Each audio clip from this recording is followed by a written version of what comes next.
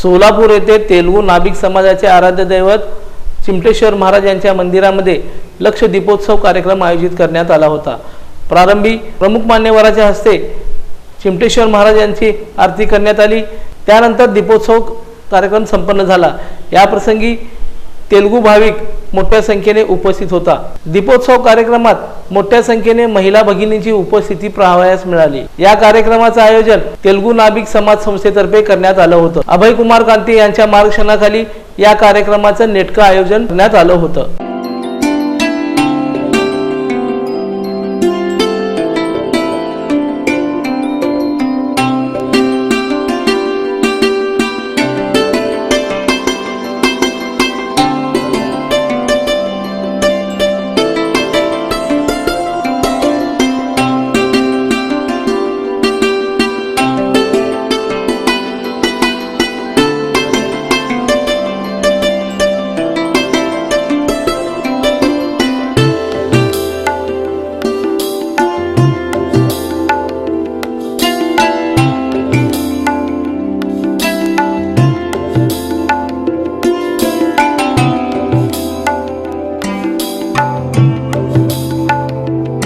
लोकदर्शन मराठी चॅनलला सबस्क्राइब करा, bell बटनला click करा व लाईक करायला विसरू नका।